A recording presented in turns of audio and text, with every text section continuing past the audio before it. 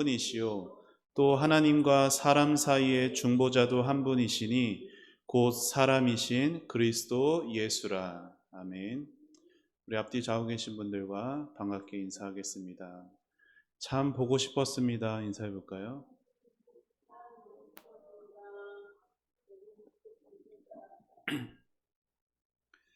네. 아유, 우리 정경복 권사님 머리를 예쁘게 하고 오셨습니다. 네. 어, 비가 잠시 이쪽 중부 지역은 멈춘 것 같고, 오늘 오랜만에 뜨거운 태양 아래 더운 하루를 보낸 것 같습니다. 태양이 어느 쪽에서 뜨죠? 태양은 동서남북에서 어디서 떠요? 동쪽에서 뜨죠? 네. 어둠 그 밤을 밝히는 태양이 동쪽에서 밝아오는데요. 날이 밝아오기 직전에 동쪽 하늘을 부르는 말이 있어요. 이게 뭐냐면 먼 동이라는 말입니다. 먼 동이 틀 때에 두 가지 현상이 나타난다고 하는데요. 하나는 먼 동이 트기 직전이 밤중에 가장 어둡다라고 하고, 그리고 다른 하나는 그런 어둠 속에서도 이제 동쪽 하늘에서 떠오르는 태양의 낌새를 또한 먼 동이 틀 때 뜨기 직전에 느낄 수 있다라는 겁니다. 오늘 우리가 배우는 이 요리문답의 이 내용이 영적인 먼동 현상과 같다라고 말할 수 있는데요. 두 가지를 말씀드렸어요. 뭘 말씀드렸어요? 하나는 먼동이 트기 전에 가장 어둡다. 가장 어둡지만 또한 먼동이 태양이 뜰 것에 대한 그런 기대감과 느낌을 가질 수 있다. 두 가지가 있다라고 얘기했죠.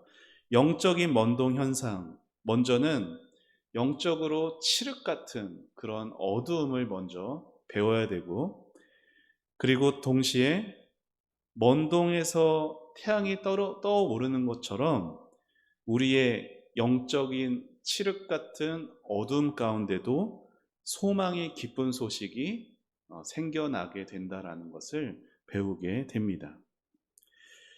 탈출의 길은 막혀 있으나 구출의 길이 보이기 시작하는 것이 영적인 먼동의 현상이다라고 말할 수 있을 거예요.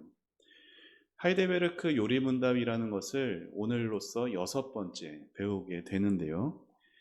저는 첫 시간이 가장 중요한 시간이기도 했어요. 살아서나 죽어서나 당신의 유일한 위로는 무엇입니까? 라는 질문에 나는 나의 것이 아니라 나의 신실하신 구주 예수 그리스도의 것입니다. 라는 이 진리가 우리에게 가장 큰 유일한 위로가 된다라고 하는 첫 시간을 제외하고는 제가 계속해서 죄에 대한 말씀을 지금 나누고 있습니다.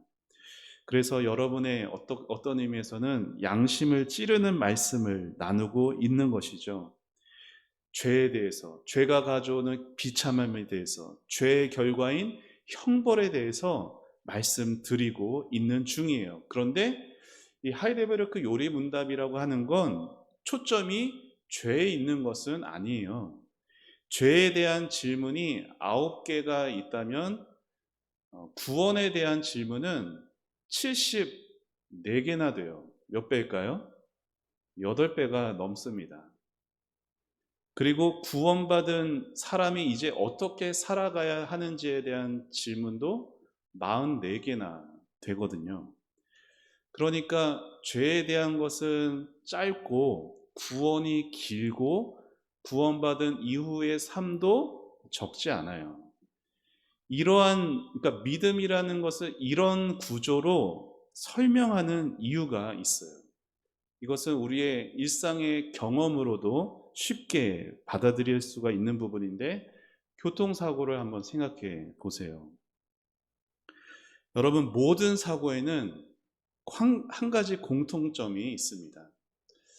이번 폭우로 인하여서 그 지하철도의 침수가 너무너무 안타까운, 그게 블랙박스 영상도 뉴스에 나오는 걸 봤어요.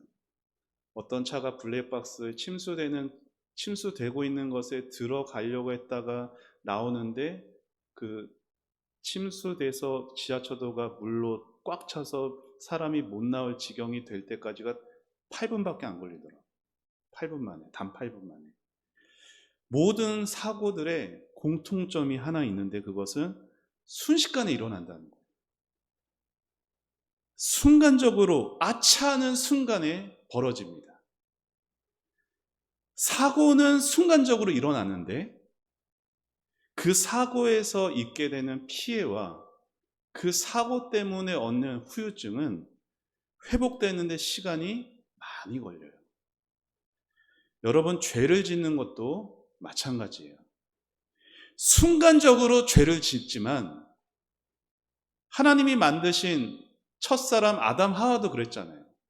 선악을 알게 하는 나무 열매, 그 열매를 따먹은 것은 순간 짧았지만 그 죄의 결과는 그 모든 후손, 저와 여러분을 포함한 앞으로도 태어날 모든 후손들의 피를 타고 내려가 그들을 지금까지도 앞으로도 죄에 가두는 그런 지경에 이르렀습니다.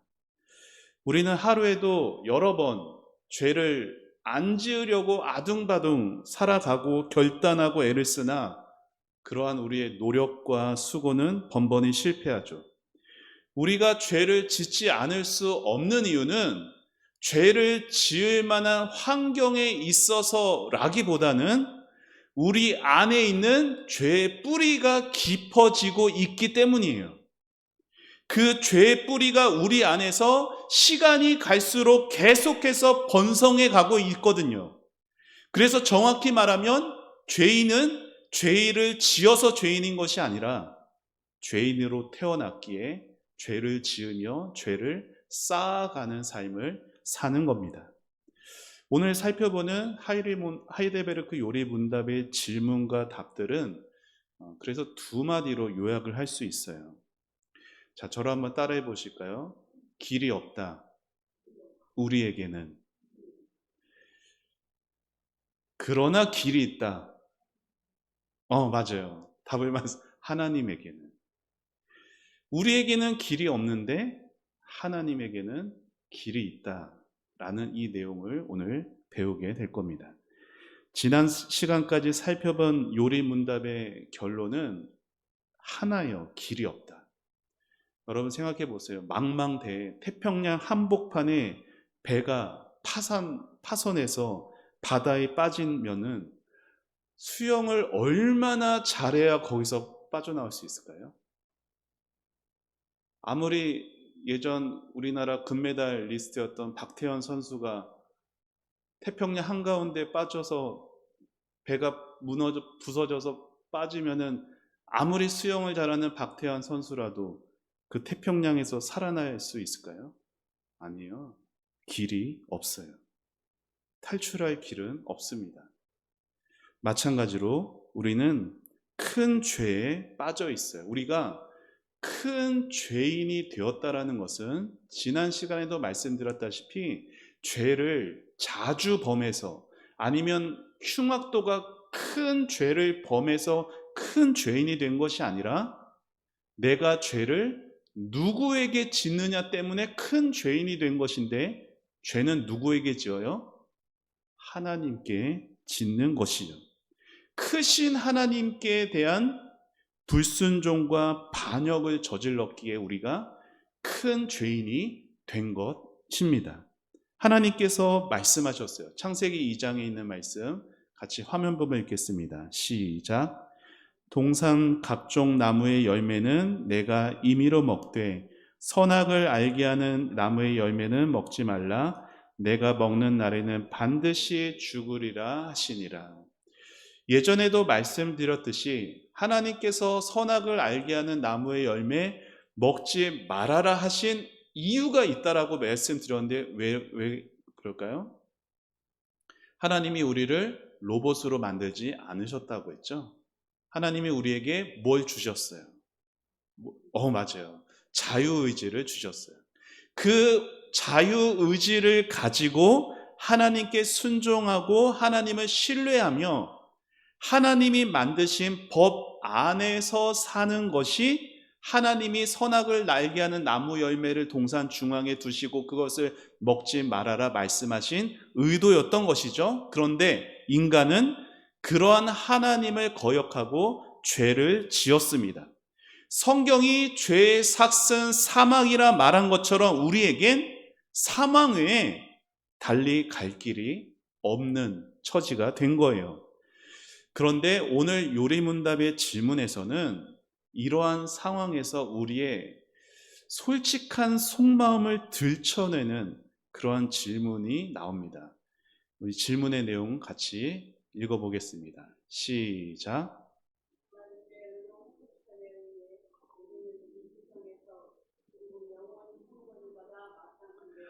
어떻게 이 형벌을 피하고 다시 하나님의 은혜를 입을 수 있겠습니까? 한 가지는 인정합니다. 뭘 인정해요? 하나님의 의로운 심판 받는 것 마땅하다라고 인정은 해요. 그렇죠? 그러면서 피하고 싶어 합니다. 뭐를? 형벌을 피하고 싶어요. 다시 하나님께 은혜를 입을 수 있는 것은 없는가라고 질문합니다. 여러분, 이렇게 묻는 마음을 들춰내는 이러한 질문이 자연스러운 것은 우리가 어려서부터 이렇게 살아왔기 때문이에요. 무슨 말이냐면, 여러분, 우리는 다 어렸을 때 부모님께 잘못하면은 뭐 할까요? 손이 발이도록 싹싹싹싹 빕니다. 그러면 어떻게 돼요? 무슨 잘못을 했든 용서받아요. 잘못했어요, 잘못했어, 엄마 잘못했어, 아빠 잘못했어 하면은 용서받는 경험이 우리에게 다 있어요. 사실 우리는 우리의 잘못 때문이 아니라 내가 잘못한 거 부모님이 속상해 하신 것 때문에 비는 게 아니라 혼나는 게 두려워서 빌었어요. 인류 최초의 살인자 누구죠? 가인이에요. 가인도 그랬습니다. 아담의 아들 가인이 형제 아벨을 돌로 쳐서 죽였죠. 그리고 그 형벌로 가인이 무슨 벌을 받냐면 너는 유리하는 자, 이곳저곳을 떠도는 그러한 신세가 될 것이다. 하나님이 벌을 내리셨을 때 가인은 예, 제가 지은 죄 달게 받겠습니다 라고 끝나지 않고 오히려 하나님께 두렵다고 했어요. 뭐가? 내가 이곳저곳을 다닐 때 그곳에 있는 다른 사람들이 나를 죽일까 봐. 그래서 어떤 사람들이 이 성경 망가지고 보면은 좀 이런 것을 또 궁금해 하더라고요. 아니, 성경에 아담의 아들 가인이 있고 그의 동생 아벨이 있는데 이 둘밖에 없었는데 왜 가인이 이곳저곳 다니면서 다른 사람들을 어떻게 도대체 만나는 거냐? 근데 여러분, 성경이라는 것은요, 모든 인류의 족보를 담아놓은 책이 아니에요. 성경은 우리의 구원에 필요한 정보만을 담고 있기 때문에 성경에 기록되지 않은 많은 아담의 자손들이 그 당시에 있었던 것이죠. 왜요? 아담이 900년을 넘게 살았지 않습니까? 다시 이거는 그냥 다시 설명드린 거고 다시 요리문답으로 돌아와서 가인이 원했던 게 뭐예요? 죄를 용서받는 것이 아니라 죽임당하지 않는 것, 그게 가인이 원했던 것이었어요. 오로지 자기가 지은 죄에 대해 형벌받지 않는 것, 그가 원하던 거였어요. 내가 하나님께 용서받고 하나님께 다시 관계가 좋아져서 하나님과 화목하게 되어지는 것, 그게 다 가인의 목표가 아니었던 거예요. 그런데 우리도 그랬어요. 들키지만 않고 혼나지만 않으면 됐죠. 우리가 싹싹 빌면 부모님이 용서해 준 것처럼 우리가 싹싹 빌기만 하면 하나님도 우리의 죄를 없었던 것처럼 해주실지 모른다라는 생각이 이 질문에 담겨 있는 거예요. 그런데 절대 그럴 수가 없습니다. 우리 답을 같이 읽어보겠습니다. 시작. 하나님께서는 자신의 의가 만족되기를 원하십니다. 따라서 우리는 우리 스스로든 아니면 다른 이에 의해서든 죗값을 완전히 치러야 합니다. 답에서 뭐라고 가르쳐요? 하나님의 의는 반드시 만족되어야 한다, 충족되어야 한다라고 말해요. 여러분, 하나님의 의가 만족된다, 충족된다라는 것은 죗값이 다 치러져야 한다라는 의미예요. 하나님은 우리 부모님 같은 그런 죄인이 아니세요. 하나님은 완전히 의로우시고 완전히 거룩한 분이세요. 따라서 의롭지 않은 용서, 하나님에게서 절대 나올 수가 없어요. 죄인은 반드시 그 생명으로 값을 치러야 합니다. 하나님의 의는 취소되거나 타협될 수가 없어요. 그래서 예수님이 십자가에서 죽으신 거죠. 십자가는 하나님의 사랑만 말하지 않아요. 하나님께서 지구 역사상 가장 끔찍한 죄인을 죽이는 사형틀이었던 십자가에서 수치스럽고 고통스럽게 자신의 독생자 예수님을 죽이셔야 했던 이유가 바로 하나님의 의가 만족되어야 했기 때문이에요. 성경은 분명히 말하죠. 죄의 삭슨 사망이라고. 하나님은 우리가 만만히 경홀히 대할 뿐이 아니라 두려워해야 할 분이십니다. 하나님은 우리 죄를 벌하시기 위해 자기 아들을 십자가에 못 박으셔야 할 만큼 의로우신 분이신 거예요. 그래서 이러한 질문이 이어서 나오게 되는데, 그러면은 우리 스스로 하나님의 의를 만족시킬 수 있느냐라는 것이죠. 우리가 지은 죄값 우리 스스로 갚을 수 있느냐는 거예요. 답은 뭘까요? 아니다. 단호하게 아니다라고 말합니다. 오히려 날마다 죄를 증가시킬 뿐이다라고 요리문답이 말해요. 지금은 한여름이지만 겨울철에 눈이 많이 내리는 날에는 아이들이 눈밭에 나가서 뭘 만들고 날까요? 눈사람을 만들어요. 조금 언덕이 있는, 경사가 있는 곳에서 작은 눈덩이를 하나 만들어서 위에서 이렇게 굴리면은 어떻게 되죠? 그 눈이 금방 큰 눈덩이로 불어나게 되죠. 그래서 사람들이 이러한 표현을 말하곤 합니다. 빚이 눈덩이처럼 불었다. 여러분, 은행에 빚을 졌는데 갚지 못하면 독촉을 받아요. 이자를 빨리 내라고. 그러면 갚을 돈이 없으면, 옛날에는 그랬대요. 신용카드로 돈을 빌리고 A카드로 B카드의 빚을 막고 B카드의 빚을 C카드로 막고, 이렇게 살다 보면은 그 빚이 점점 더 커져서 이제는 빌린 돈보다 더 커진 이자를 감당하기가 어려운 지경에 이르게 된다고도 합니다. 그래서 사람들이 하는 말이 있습니다. 빚지고는 살아서는 안 된다. 이처럼 우리는 죄의 씨인 원죄를 가지고 태어나는데 이것이 이자에 이자가 불어서 이제는 헤어나올 수 없는 그러한 죄의 상태에 빠지게 된 것과 마찬가지입니다. 매일의 삶이 죄의 이자를 계속해서 붙여나가는 삶이 되어버리고 만 것이에요. 우리가 얼마나 큰 죄인인지에 대해서 예수님께서 한 비유의 말씀을 하신 적이 있어요. 마태복음 18장에 보면요, 1만 달란트 빚진 자의 이야기가 나오는데, 1만 달란트 빚졌다라는 것이 얼만큼의 돈을 빚진 건지 사실 달란트라는 것을 우리가 사용하지 않기에 잘 와닿지가 않습니다. 1달란트가 6,000데나리온이에요. 1데나리온은 성인 남자가 하루 일해서 받는 품삯이거든요. 그러니까 1달란트는 며칠 동안 일한 품삯일까요? 6,000일.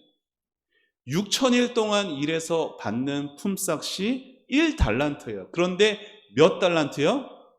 1만 달란트예요. 하루의 품삯을 10만 원이라고 치면은 1만 달란트는 얼마가 되냐면 6조 원이 됩니다. 6조 원.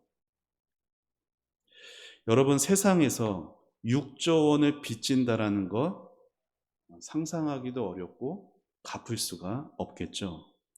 그런데 우리가 하나님께 지은 죄의 빚은 그 6조 원의 크기와 비교할 수 없을 정도로 크다는 거예요.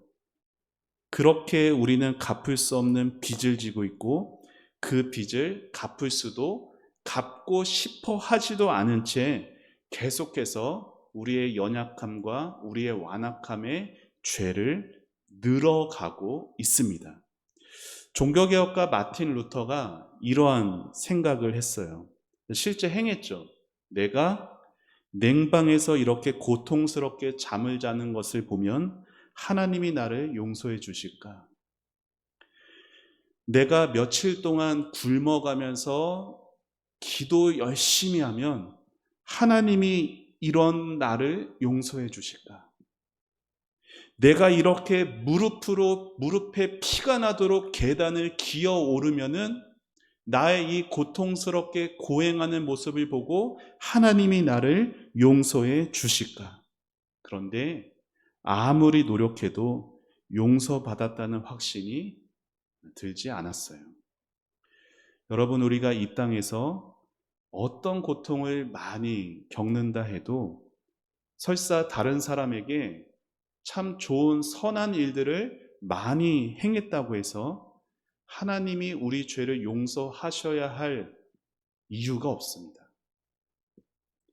6조 원의 빚을 진 사람이 밤낮 할 것 없이 온종일 열심히 일을 해도 빚 청산하는 것이 불가능한 것처럼 말이죠.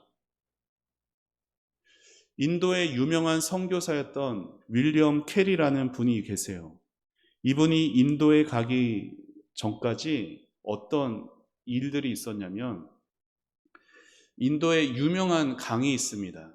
겐지스 강이라는 강이 있는데, 그 겐지스 강에 사는 악어떼에게 자식을 제물로 바치는 의식이 있었어요. 한 번은 선교사님이 겐지스 강에 갔다가 이러한 광경을 봤어요. 어떤 엄마가 두 아들을 양손에 잡고 갑니다. 한 아들은 건강한 아들이었고, 한 아들은 다리가 불편한 장애를 가진 아들이었어요. 선교사는 장애가 있는 아이를 신에게 바쳤을 거라고 예상했습니다. 근데 결과는 반대였어요. 이 엄마는 건강한 아이를 강에 던져서 악어밥이 되게 했고, 장애가 있는 아이의 손을 붙잡고 울면서 돌아갑니다. 선교사가 이렇게 물어요. 아니, 당신은 왜 신에게 건강한 아이를 바친 겁니까? 뭐라고 대답을 했을까요? 엄마가? 그래야 신이 기뻐할 테니까요. 여러분, 이 세상의 종교가 다 이런 식이에요. 종교적 행위로 신의 마음을 매수하는 것.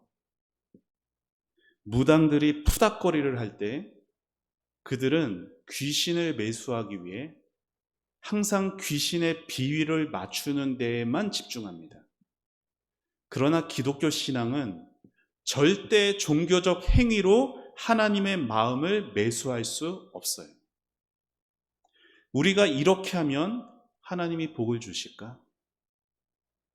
내가 이렇게 열심을 다하면 하나님이 진노를 푸실까? 미신입니다. 그런 믿음은 기독교적인 믿음이 아니에요. 물론 제가 드리는 이 말씀은 우리의 모든 신앙의 행위 자체를 부정하는 것이 아니라, 내가 이렇게 하면 하나님의 마음을 살 것이라는 내 뜻대로 하나님을 조종하려고 하는데 나오는 마음을 말씀드리는 거예요.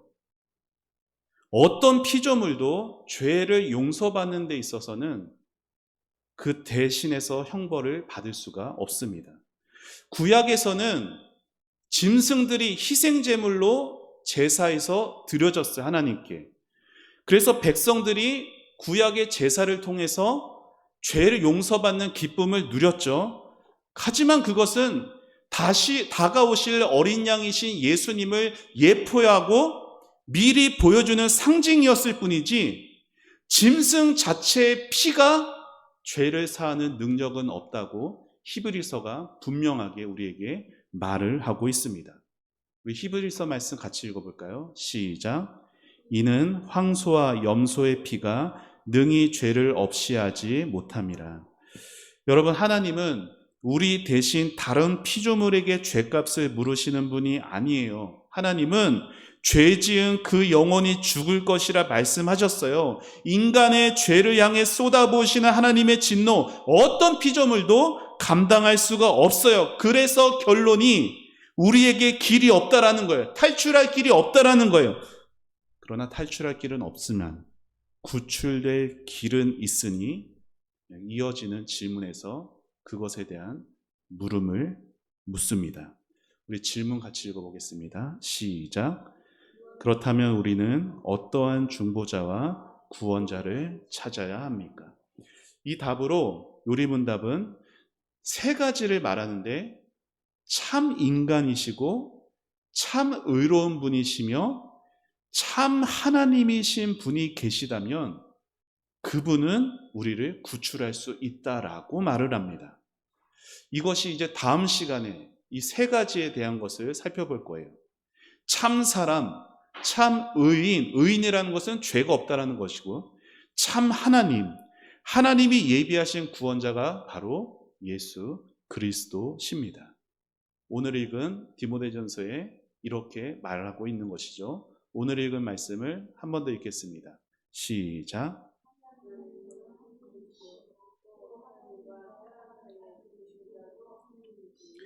곧 사람이신 그리스도 예수라. 아멘. 사랑하는 여러분, 예수님이 십자가에서 우리의 죄값을 대신 갚으셨습니다. 그것을 우리는 구속이라고 불러요.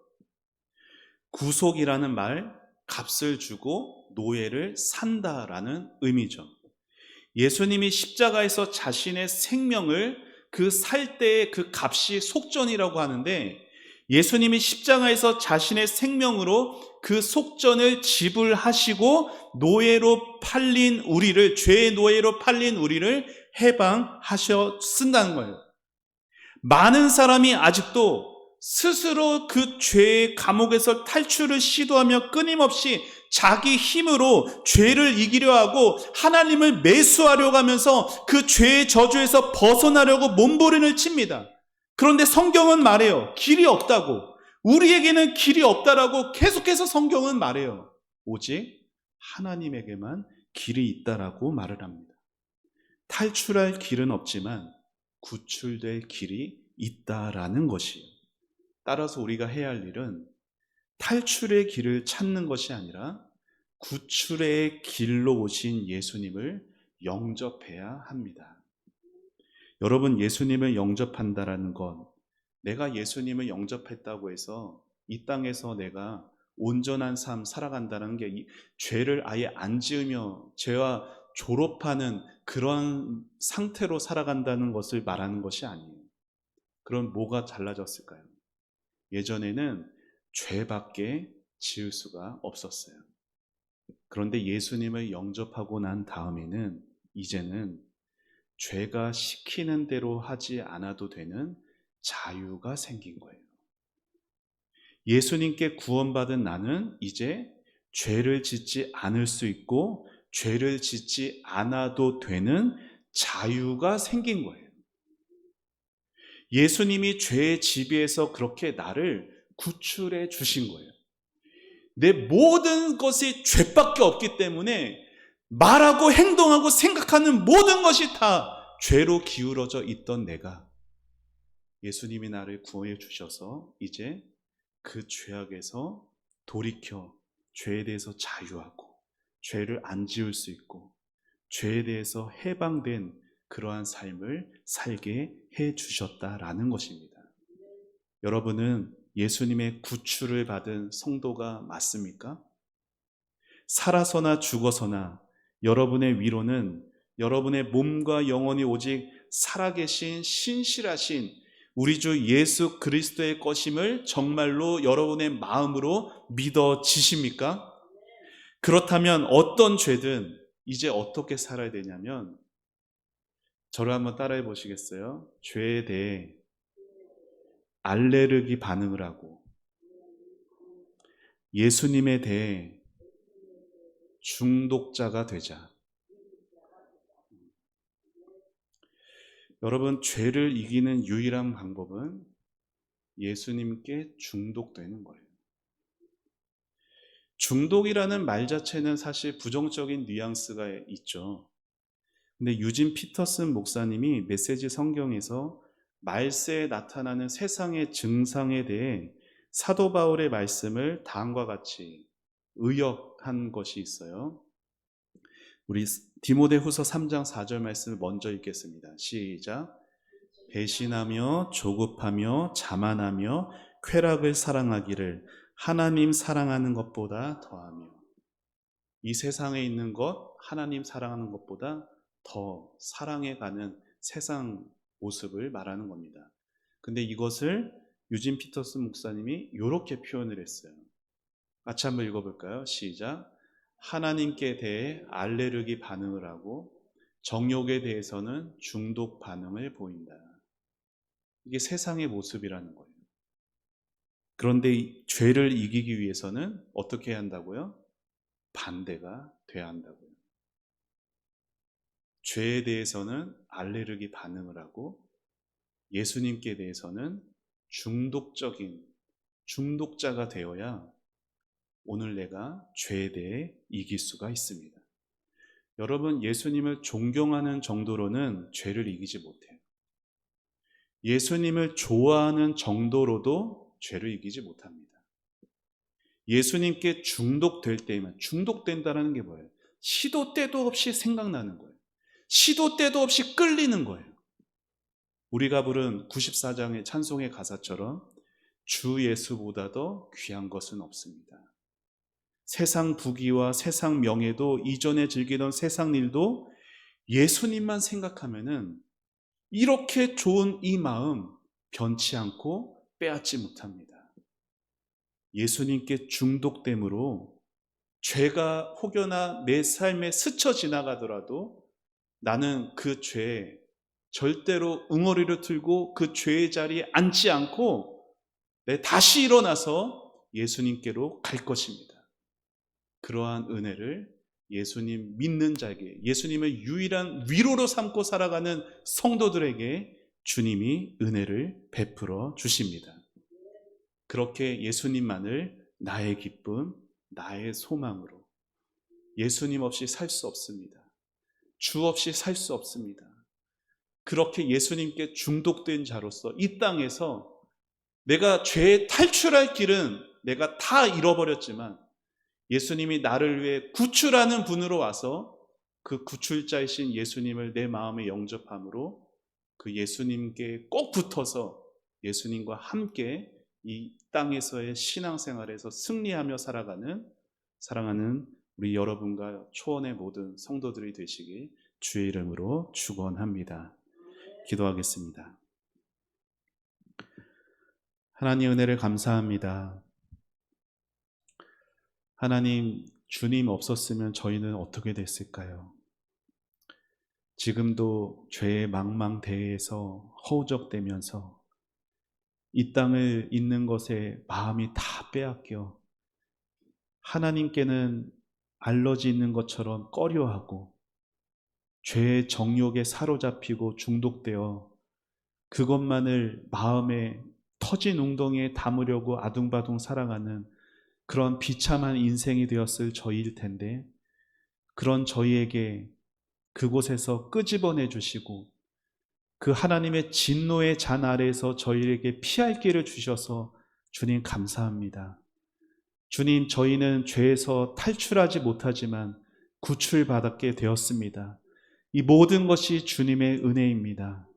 하나님께 더 감사하는 우리가 되게 해 주시고, 하나님의 의로우신 분, 하나님의 거룩하신 분인 것을 하나님 우리의 경험으로, 우리의 잣대로 판단하지 않게 하여 주옵소서. 성경이 가르치는 대로 하나님을 알게 해 주시고, 성경이 가르치는 대로 하나님을 향한 믿음을 가져가게 하여 주시옵소서.